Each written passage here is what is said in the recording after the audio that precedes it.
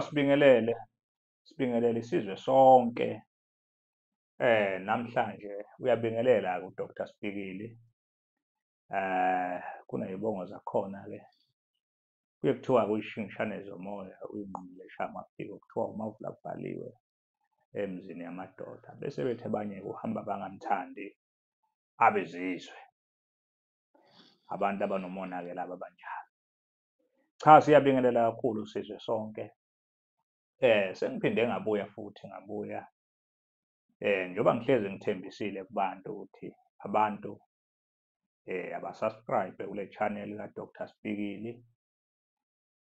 Impela-ke ikhona-ke into engifisa ukuthi bayisubscribe-ele. Umuntu angasubscribe nje mahhala ephinde futhi engaboni lutho. Ngoba ngibathembisa-ke abantu, ngibathembisa into ekhona ngempela. Ngike ngasho-ke ukuthi ziningi kakhulu iy'ndaba engiphathele zona. Futhi namanje ngiseza nalezi ndaba. Impela ziyabuya-ke kule channel ka-Dr. Sibhikili. Ziye zindaba futhi iy'ndaba ey'nkulu ey'balulekile. Cha-ke ngibingelela abantu nje vele ngisekhaya la kwaMhlaba Uyalingana, ngisekhaya la engisebenzela khona, ngisekhaya. Ngeke ngisho ngithi-ke ngisemzini wami ngizothi cha, ngisekhaya nje emzini kababa ngoba kusho njalo ngokosiko lwesintu kuthiwa umuntu makakha ikhaya akazakheli yena, wakhela ubaba wakhe. Siyababingelela-ke bonke abantu impela, sanibonani nonke. Namuhla-ke njengoba ngila ekhaya kaMhlaba Uyalingana, ngize ney'ndaba-ke ezithi-ke ngifonelwe abantu la. Kumanje ngiphatheke kabi nje impela, angijabule neze. Ngifonelwe abantu baze baba bathathu. Abantu bathi kimi cha, Dr. Sibhikili, siyazizwa izinto oy'khulumayo nodumo lwakho siyaluzwa, siyayezwa impela ukuthi ukhona. Kodwa-ke sinenkinga. Inkinga yethu ithi kudala sihamba odokotela besintu, sihamba iy'nyanga. Kodwa manje usizo singalitholi. Futhi masisebenzisa imithi ayisebenzi kithi. Hhayi ngaphika mina ngathi ayikhona. Yenzeka kanjani leyo nto leyo kuthiwa umuthi awusebenzi kumuntu? Ayikho into enjalo, ayikaze yaba khona into enjalo. Thina la kaMhlaba Uyalingana, kukaKhubalo Lembiwe egcekeni la.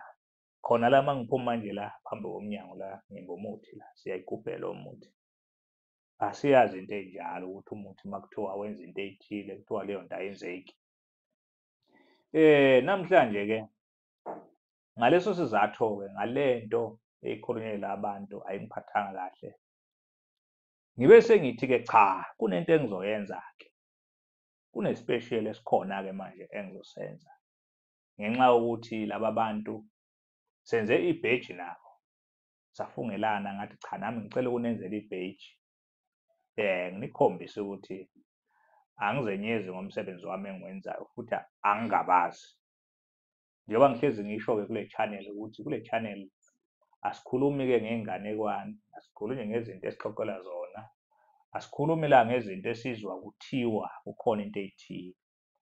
Into engizoyenza, kune-special esikhona la senduku entsha la ekhaya engiyenzile la ekhaya. Kule nduku entsha-ke ngizodinga abantu abawu-15. Ngidinga abantu abawu-15-ke engizobasiza mahhala laba bantu.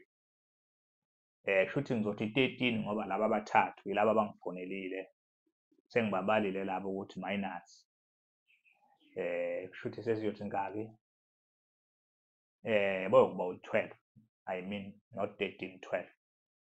Abantu engizobasiza mahhala. 12 yabantu abazoza mahhala bazothatha induku la ekhaya entsha eyenziwe. Le nduku-ke le esiyenzile la ekhaya sifuna umuntu odayisayo kule nduku. Ngabe umuntu udayisa amagwinya, ngabe udayisa une-tuck shop, ngabe udayisa amasekeni, ngabe unesitoro, ngabe mhlawumbe uyapirate ngemoto, noma nje mhlambe unebhizinisi, noma ngabe yini leyo muntu ayenzayo efaka imali. Yebo, ngidinga labo bantu abanjalo. Le nduku eyenziwe la ekhaya entsha injalo, ngoba ngihlezi ngisho ngithi abantu ngiyolokhu ngibaphathele izinto ezinhle abazoyijabulela futhi. Ngidinga-ke labo bantu bayokuba yi-12 ngoba bayi-3 already senginabo, yibona labo abangifonelile. Le nto lena bazoyithatha mahhala umuntu ahambe ayosebenza ngale nto, uma eseyisebenzile ngale nto bese uyabuya uzobonga la ekhaya. Ngoba ngingajabula futhi uma ngabe ngathola laba bantu abathi bona abakholwa ukuthi umuthi uyasebenza noma umuthi awusebenzi.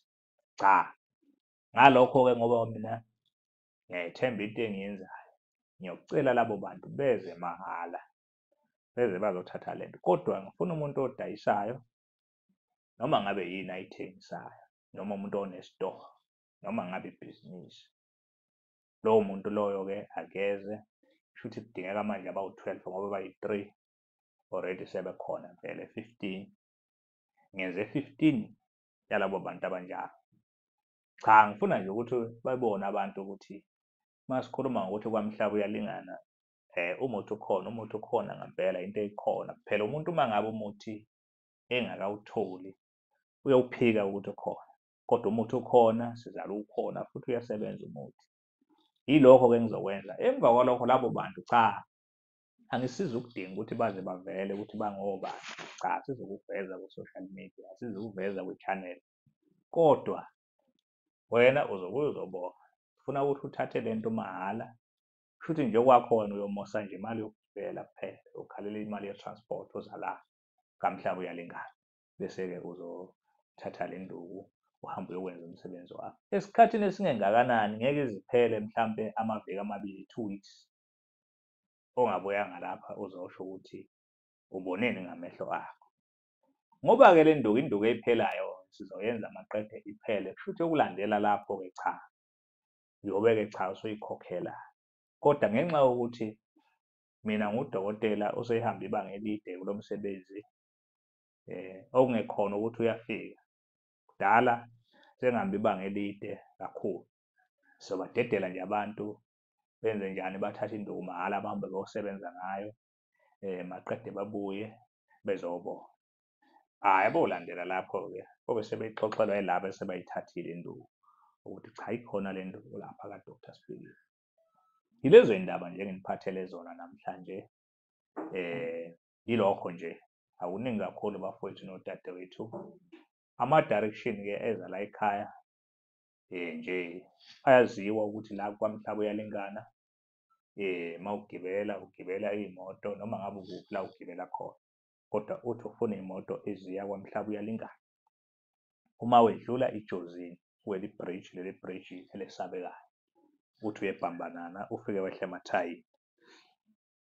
Uma ngabe wehla-ke emathayini, sokuhlangabeza thina la ekhaya, uyothathwa nje imoto khona la, ikuhlangabeze laphaya emathayini. Then bese-ke uma uza ngemoto yakho futhi ungashaya nje nalaphaya kwi-navigator yakho, ushaye ibhambanana noma ushaye ijozini. Musuwulapho futhi usuyaxhuma uwela i-bridge, suke sekuseduzane. Yilokho nje, akuningi kakhulu. Iy'namba zami zocingo-ke ngizonibizela nje inamba yami 071 106 9603. Angiphinde futhi 071 106 9603. Ilokho nje. Cha-ke angibonge-ke kuleyo ndawo enjenganaleyo. Namhlanje-ke kunodaba la enginiphathele lona, indaba ngoba ngihlezi ngisho kubantu ngithi ngiza ney'ndaba. Ngike ngasho nje kwamanye amavidiyo ukuthi la ekhaya uDr. Sibhikile. Cha-ke sithi-ke impela-ke, njengoba-ke ngihlezi ngisho ukuthi cha, uDr. Sibhikile la udokotela nosohamba ibanga elide-ke. Okunodokotela abaningi la asabazele kulo msebenzi. Namuhla-ke nginiphathele umprofethi la owaphakanyiswa la ekhaya, ngoba la ekhaya ngihlezi nizwa-ke sikhuluma ngokuthi siyaphakamisa. Ukuphakamisa lokhu kuphakanyiswa wonke umuntu. Siyakwazi ukuphakamisa nomuntu ukuthi abe udokotela. Siyakhona ukuphakamisa umuntu ukuthi abe namabhizinisi noma onamabhizinisi noma ey'meni zenhlalo. Nodokotela besintu-ke siyabakhanda la ekhaya sibaphakamise. Ngisho angafika omunye ethi umsebenzi wakhe uhamba kancane noma awuveli kahle ngendlela, siyakhona ukumphakamisa. Namhla ngiphathele umprofethi-ke. Baningi abantu abathi abasawudingi umuthi. Uthi omunye cha, mina uma ngisebenzisa amanzi ungcono. Namhla nginiphathele umprofethi-ke wamanzi. uManqele uzoyishola yena ukuthi udabukaphi. Anginokuchaza okuningi ngayo ukuthi udabukaphi nezwe, kodwa nje umprofethi owakhula la ekhaya kudala. Ngicabanga ukuthi zingakabi khona nalezi zinto senisibukela kuzo. Manqele bingelela isizwe baba sikuzwe. Sibonga mkhulu. Baba, siyabingelela South Africa yonke. Lona okhulumayo umprofethi wabantu, umprofethi uBarnabas endaweni yaseMandeni. Lapha-ke ekhaya lami lapho engakhula khona, ngamandla engawathola. Namhlanje-ke bengizophakamisa amanye amandla amasha. Lindele okusha nje naseMandeni lapho engihlala khona, nakubantu bonke abadinga into ezokuphila enjengamanzi. Siyabonga. Bathi uBarnabas. Ngicela uchazele isizwe ngaleli gama likaBarnabas ngoba leli gama likaBarnabas selidumile kakhulu. Nami phela ngizwe lapho abanye bengixoxa bathi Barnabas. Ngabe leli gama liqhamuka kanjani Manqele leli gama? Amen, mphathi wami. Leli gama mkhulu, igama engalethiwa esinye isalukazi. Lesalukazi lesi sisho ukuthi sasibona ukuphiwa. Kahle kahle leli gama liqhamuka eBhayibhelini, alisho njalo. eBhayibhelini laJoseph. uJoseph owangena umoya engcwele. Mesengena umoya kaNkulunkulu washintsha igama bambiza uBarnabas. Igama elikhona eBhayibhelini negama ley'manga, igama lomhlahlu. Uma ngihlahlela abantu izinto, ngibuyisela abantu izinto zomhlahlu nezelahlekile, ngihamba ngibadirectha abantu ngomoya nje lo ngcwele kunawo. Siyabonga. Okay.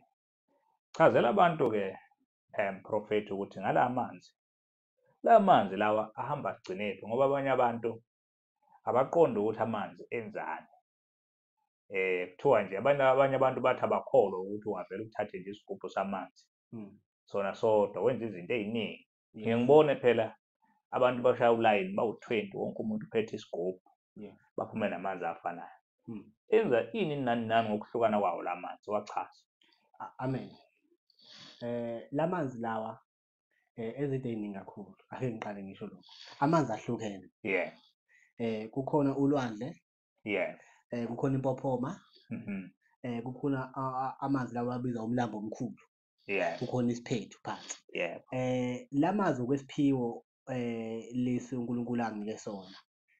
Amanzi lawa engiwabonayo ukuthi la manzi athile asebenza into ethile kumuntu. Asimnika amanzi nje esithole empopheni mhlawumbe omunye ngithi hayi umpophi nje umuphi, cha asemanzi asempopheni. So kuyenzeka ukuthi omunye ngimtshela ukuthi unezitha, mase ngimtshela ukuthi ahamba uthola amanzi omsele lawa ahamba lawa akhalayo, mhlawumbe la manzi omsele ahamba kakhulu. Manje ngithi hhayi ubuya sizomthandazela lawo manzi lawo sezinto iy'mfihlo ey'thile phezu kwalawo manzi ehambe eyophila lapha kakhona. Sengichaza ukuthi la manzi maningi and okunye abafana bekwazi abanye mphathi ukuthi mina ngilo muntu lona uma ngabe esebenzisa amanzi noma bedinga into ezokuphila enjengamanzi eyi-serious, kufanele ukuthi umuntu uma eza kimi kuphele 2 days ukuthi engayidli into ehamba enomphefumulo. Eza kimi enomphefumulo, eze kimi esondele kimi, engayidli enomphefumulo, ikhona into e-serious efanele siyenze emanzini ukuze ephile lo muntu lona. Akufuneki into enegazi, chitheka igazi. Amen. Kusho ukuthi into enjengemphefumulo njengenyama. Njengenyama, inkukhu, into enomphefumulo, isilwane. Akufanele sidle, kufanele edle imfino, edle mhlawumbe ubhontshisi, ekwazi ukuthi eze kimi ngoba ikhona into eyimfihlo ekufanele ukuthi lo muntu lona ayithole la emanzini akhe ukuze imenzele iy'manga la manzi akhe. Kuphele 2 days kodwa. 2 days engakuthinti into eyomphefumulo phakathi. Ayakwazi la manzi ukuthi mhlampe ngiyagula, mhlampe ngiphethwe iqolo noma kunjani uyabona, noma kuney'nhlungu engizwa emzimbeni ukungisiza la manzi. 100% mkhulu, ayakwazi ukuthi ukukusiza amanzi anjengokukholwa, ake ngisho njalo, anjengokukholwa, anjengoNkulunkulu. Kukhona abanye abantu abathi ababhiliveli uNkulunkulu, khona abanye abantu bayabhilivela uNkulunkulu. Kepha le nto ifuneka ube ne-faith noma ube ne-trust kuyona. Amanzi asebenza nge-trust. Khona kunjalo. Okay. Enhlanhleni kanjani la manzi enhlanhleni? Mkhulu, inhlanhla sesiyenzile kakhulu, sesenzela abantu abaningi ngoba ngisho ukuthi kusebenza ngebhilifi. Okwenhlanhla-ke umuntu uma kukhona okwenhlanhla ukwengilethele wona amanzi emvula, mhlampe ezeni amanzi emvula, kimi esondele kimi. Inhlanhla into esize kakhulu akubanye abantu bebonga bebuye bezonga. Abo bezokubonga. Nkosi yami. Njengoba ukuhamba usuphethe imali engaka. Eyi bakithi, hhayi umsebenzi wabantu mkhulu, ngoba ngizama ukutshengisa abantu phela ukuthi emsebenzini lona wamanzi nakuthi umkhulu umuntu owangiphakamisayo uba ngikhona futhi nala ekhaya ukhona eduze kwami, lo oseduze kwami ubaba wami ongizala ngokwethonga. Laphana-ke Manqele uyahlola laphayana Mandela. Nkosi yami, ngiyahlola. Malini ukuhlola laphayana umuntu uma ethi ufuna ukuhlola? Ukuhlola ku-200. Ngiyezwa lapha bathi hey usuphakame kakhulu, usushaya nemhlahlo lapha. Nkosi yami. Izinto ey'lahlekile wayikhomba manje. Nkosi yami. Ziyalandwa noma uyangiyalela ukuthi into yami elahlekile ingapha ngifunele ngapha enyakatho noma ngifunele entshonalanga noma wenze njani, uyangitshela noma uyakhona wena straight uyilande le. Amen mfati. Ngiyakhona straight, ake ngisho njalo, ngoba indlela yokuthi kuya ngokuthi depending imali, ake ngisho mphathi, ngoba kuyenzeka ukuthi omunye efike ethi mkhulu angikhwalifyi ukuthi ungahamba nami, angithabo uye khona, but lokho kuyenzeka mase ngiyamyalela ngoba kuya ngesigameko nesigama ama-level. Kuno-level 1, level 2, level 3. Level 1 ngiyasho ukuthi okay fine, ngingakuyalela leyo nto ukuthi ikephi sendaweni ethile, fanele uxhumane nabantu abaningi ukuze uyithole. Ku-level 2 ngiyasho futhi ukuthi ikhona indlela esingakwazi ukuthi sibonisane ngazo ukuze le nto yakho ugcine uyithole. Level 3 sekusuka mina uzongilanda, without umuntu uzongilanda, sizohamba siye endaweni lapho elahleke khona leyo nto leyo, sihambe siyothola umnikazi over namaphoyisa ukuthi nangu umuntu uthathe into ethile yomuntu kanje kanje kanje, siyithole ikhona. Noma ngabe sisukile leso sigebengu leso noma kulowo muntu owutshontshe leyo nto leyo, siyakwazi ukumlandelela ukuthi ukephi imali, ikephi leyo nto leyo, sikwazi ukuyithola. Siyenzile endaweni yasesikhawini, leyo nto leyo sayenza endaweni yaseStandard. Izinto esizenzayo lezi bayazi abantu. Kodwa iy'ndleko mase ukhanjwa nawe lapho futhi ukuthi kancane zithi ukuphakama kancane mase kusukuma wona phansi. Ngeke ngithi umuntu uma ezazi ukuthi uphiwe into yakho uyayithemba. Mkhulu, into onayo uyayithemba ngoba usuke uyisiphiwo uNkulunkulu akusuke uphe sona. So ngeke ngithi umuntu engakukhaleli lokho, yena akakhalele lokho akakufunayo. Mase kuthiwe lokho uzokujabula, nami ngifanele ngijabule. Into ekanjalo empilweni. Kodwa nje la manzi lawo uma kuthiwa uthole wona ugcina ungasiboni nesidingo somuthi. Nkosi yami.